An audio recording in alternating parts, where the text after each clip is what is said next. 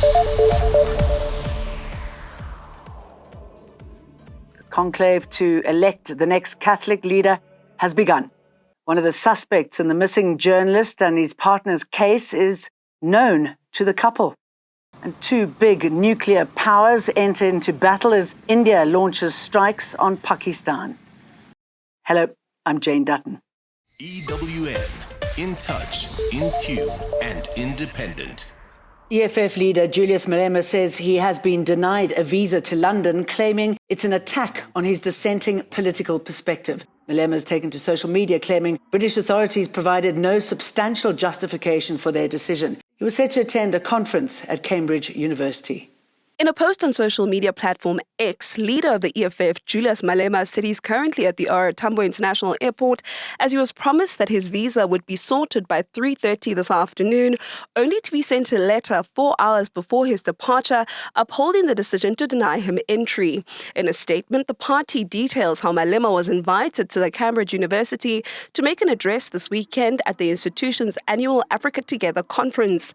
The EFF says the UK is not only suppressing academic freedom by essentially banning Malema from travelling to the country, but is also making an open declaration of war against those who stand up to the British monarchy. They believe the decision by British authorities is in retaliation to condemnation by Malema of former British Prime Minister Tony Blair. Eyewitness News. Cardinals from 5 continents have held a final mass in St. Peter's Basilica in the Vatican before shutting themselves away to choose a new leader for the world's 1.4 billion Catholics. A total of 133 cardinal electors are set to take part in the conclave, the voting process to pick a successor to Pope Francis, who died last month after a 12-year papacy. No clear frontrunner has emerged from among the cardinals, who represent a range of progressive and conservative traditions within the Church, and the contest to lead the 2,000-year-old institution appears to be wide open.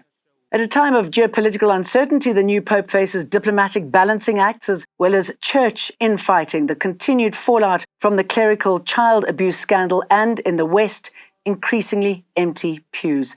The longest papal election in church history lasted 1,006 days. The DA wants a complete review of the police's internal disciplinary regulations after 8 VIP Protection Unit members were acquitted of assault charges. The party expressed outrage at the police's acquittal of the 8 officers attached to Deputy President Paul Mashatile, who were accused of assaulting civilians on the N1 highway in Johannesburg 2 years ago.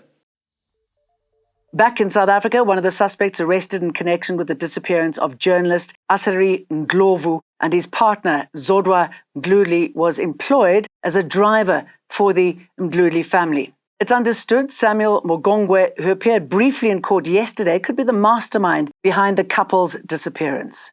Ndlovu and Mdluli were last seen in February this year in Mamelodi, east of Pretoria. After meeting with the affected families this morning, Police Commissioner Fani Masemola says they've made 5 arrests in this case. The suspects have appeared in court today, facing additional charges of house robbery and possession of stolen property. The 3 suspects that have already appeared before the Kwamhlanga Magistrates Court on charges of possession of suspected stolen property as well as kidnapping. The other 2 suspects are expected to appear today and will be joined by the other 3 that appeared yesterday. The DA has submitted a motion of no confidence against Johannesburg Mayor Dada Morero, accusing him of collapsing service delivery. The party filed the motion ahead of Morero's State of the City address, which took place this afternoon. The motion will be subject to council procedures and will likely be heard in council in the next 2 weeks. We submitted the motion of no confidence because the mayor has failed in his duty and he neglected the residents of Johannesburg. A lot of unlawful decisions has been made under his leadership. And the unfortunate part, not only against the mayor, we've also submitted it against the speaker, because the speaker has given us a long speech of how she will hold this executive accountable, and residents are suffering and she's not holding the executive accountable. I'm sure you would also be aware that we've opened 2 criminal cases against senior officials at JPC with regards to some unlawful decisions that are not being implemented. There are recommendations by the SIU, there are recommendations by the Kampepe Commission of Inquiry, and none of these have been implemented. So these unlawful things are happening, and we are very sad that we are here, but unfortunately, this is something that has to be done. This is how Morero responded. A bomb squad has the responsibility of examining and removing bombs that are found and to prevent them from exploding. This COJ bomb squad must remove constraints that impact our city's ability to create the Joburg we want to see.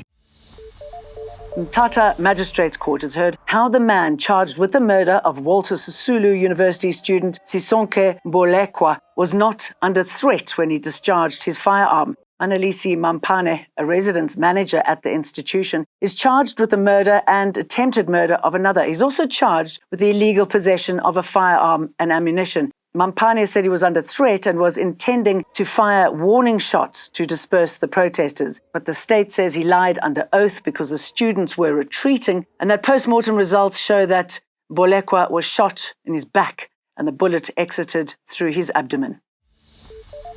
ANC's crippling cadre deployment is here to stay. The High Court in Pretoria has dismissed the DA's application for leave to appeal an earlier judgment that dismissed its request to declare the ANC's cadre deployment policy unconstitutional. The court found that the party's application did not have reasonable prospects of success, a key component in the test for a leave to appeal application. The DA earlier this year approached the Superior Court arguing that the practice compromises service delivery, among other things. Two nuclear powers, India and Pakistan, have exchanged heavy artillery along their contested frontier. That's after New Delhi launched missile strikes on its arch-rival in a major escalation between the nuclear-armed neighbours. Deaths have been reported on both sides. India had been expected to respond militarily to the April 22nd attack on tourists in Indian-administered Kashmir by gunmen it said were from Pakistan-based group Lashkar-e-Taiba, a UN-designated terrorist group. We'll see you for more again tomorrow. EWN, in touch, in tune, and independent.